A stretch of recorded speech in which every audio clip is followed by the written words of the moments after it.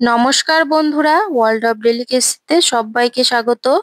আজ তোমাদের সাথে শেয়ার করব পনির দিয়ে ছোলার ডালের রেসিপি। এই রেসিপিটি কিন্তু খুবই সহজে বানিয়ে নেওয়া যায় আর খেতেও কিন্তু দুর্দান্ত হয়। তাহলে চলো রেসিপিটা তোমাদের সাথে শেয়ার করি। এখানে আমি 1 কাপ পরিমাণ মতো ছোলার ডাল নিয়ে নিয়েছি। তোমরা তোমাদের পরিমাণ মতো ডাল নেবে। ভালোভাবে কচলিয়ে কচলিয়ে আমি ডালগুলো 2 থেকে 3 বার জল পাল্টে পাল্টে ধুয়ে নেব। আমি কিন্তু ডালটা ভিজিয়ে রাখিনি, তোমরা চাইলে ভিজিয়ে রাখতে পারো। ভিজিয়ে রেখে দিলে খুবই তাড়াতাড়ি ডাল সেদ্ধ হয়ে যায়। এখানে আমার ডালটা ভালোভাবে ধোয়া হয়ে গেছে। ভালোভাবে ধুয়ে পরিষ্কার করে নিয়েছি আমি। এখানে একটা প্রেসার কুকার নিয়ে নিলাম। প্রেসার কুকারের মধ্যে আমি ছোলার ডাল দিয়ে দেব। আর দিয়ে দেব সামান্য পরিমাণে লবণ, হলুদ গুঁড়ো, আর দিয়ে দেব 1/2 চামচ মতো সর্ষের তেল। এবার দিয়ে দেব পরিমাণ মতন জল। আর দিয়ে দেব 2টো কাঁচা লঙ্কা আমি ফাটিয়ে দিয়ে দেব। একটু ভালোভাবে একটু মিশিয়ে নেব।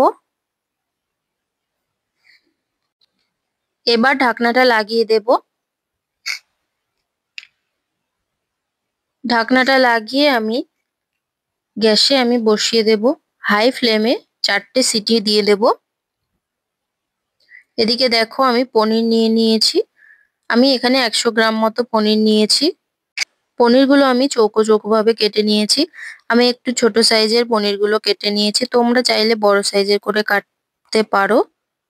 এখানে কিন্তু ডালটা সেদ্ধ হয়ে গেছে, আমি একটু দেখে নিচ্ছি। দেখো একেবারে কিন্তু ডালটা আমি গলিয়ে ফেলিনি, একটু আস্তে আস্তে রেখেছি।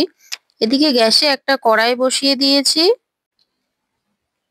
কড়াইটা গরম হয়ে গেছে, আমি তাতে দিয়ে দিয়েছি সর্ষের তেল পরিমাণ মতো, আর দিয়ে দিলাম ঘি। এবার ভালোভাবে নেড়ে নিয়ে আমি দিয়ে দেব পনিরের টুকরোগুলো, দিয়ে আমি কিন্তু ভেজে নেব। বেশি কড়া করে আমি পনিরগুলো ভাজবো না।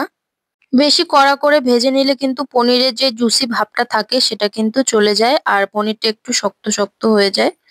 এখানে কিন্তু দেখো পনিরগুলো আমার প্রায় ভাজা হয়ে গেছে। আমি এবার পনিরগুলো একটা প্লেটে তুলে নিলাম। এবার ওই তেলে আমি দিয়ে দিলাম 1/2 চামচ গোটা জিরে। এবার দিয়ে দেব 2টো শুকনো লঙ্কা, 2টো তেজপাতা, দিয়ে আমি কিছুক্ষণ একটু নাড়াচাড়া করে নেব। এবার আমি দিয়ে দেব জয়িত্রী, লবঙ্গ, দারচিনি আর এলাচ। এই মশলা, গোটা গরম মশলাগুলোকে দিয়ে আমি 10 থেকে 15 সেকেন্ড মতো নাড়াচাড়া করে নিতে হবে। এবার দিয়ে দিলাম হিং, আর দিয়ে দিলাম গ্রেট করে রাখা আদা। এবার আমি গ্যাসের আঁচটা লো টু মিডিয়াম আঁচে করে দিলাম। ভালোভাবে নাড়াচাড়া করে নিতে হবে। এবার আমি দিয়ে দেব দেখো ভেঙে রাখা কাজু বাদাম। কাজু বাদাম দিয়ে আমি একটু লাল লাল করে ভেজে নেব কাজু বাদামগুলো। ছোলার ডালে কিন্তু কাজু বাদাম এভাবে দিলে খুবই ভালো লাগে মুখে পড়লে। আর আমি আর একটু দিয়ে দিলাম কাশ্মীরি লাল লঙ্কার গুঁড়ো কালারের জন্য। এবার আমি দিয়ে দেব সেদ্ধ করে রাখা ছোলার ডাল। ডালটা দিয়ে আমি ভালোভাবে কিন্তু 3 থেকে 4 মিনিট মতো কষিয়ে নেব। গ্যাসের আঁচটা কিন্তু লো টু মিডিয়াম আঁচেই আছে। ভালোভাবে আমি মিশিয়ে নিচ্ছি আর কষিয়েও নেব 3 থেকে 4 মিনিট মতো। এই ছোলার ডালের রেসিপিটা কিন্তু খুবই ভালো খেতে হয় আর খুব সহজেই বানিয়ে নেওয়া যায়। তোমরা অবশ্যই বাড়িতে একবার ট্রাই করো, তোমাদের খুবই ভালো লাগবে। এখানে কিন্তু ডালটা ভালোভাবে কষানো হয়ে গেছে। এবার আমি এর মধ্যে দিয়ে দেব স্বাদ মতো লবণ, হলুদ, আর দিয়ে দেবো দেখো ফ্রোজেন মটরশুঁটি।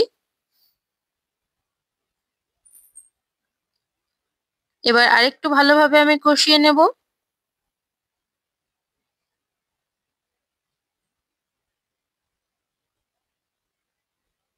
গন্ধটা কিন্তু খুবই সুন্দর বেরিয়েছে, কালারটাও কিন্তু খুবই ভালো এসেছে, তোমরা দেখে বুঝতেই পারছো। ডালটা ভালোভাবে কষানো হয়ে গেছে। এবার আমি দিয়ে দেব গরম জল। এখানে আমি গরম জল ব্যবহার করেছি। আর এই সব রেসিপিতে কিন্তু একটু গরম জল ব্যবহার করলে আরো টেস্ট হয়, ভালো হয়। তোমরা অবশ্যই এভাবে একবার করে দেখো, খুব ভালো লাগবে। আর দিয়ে দিলাম 4টে কাঁচা লঙ্কা, আমি চিড়ে রেখেছিলাম সেটাই দিয়ে দিলাম। আর দিয়ে দিলাম ভেজে রাখা পনির। এবার ভালোভাবে আমি ফুটতে দেব। আর দিয়ে দিলাম স্বাদ মতো চিনি।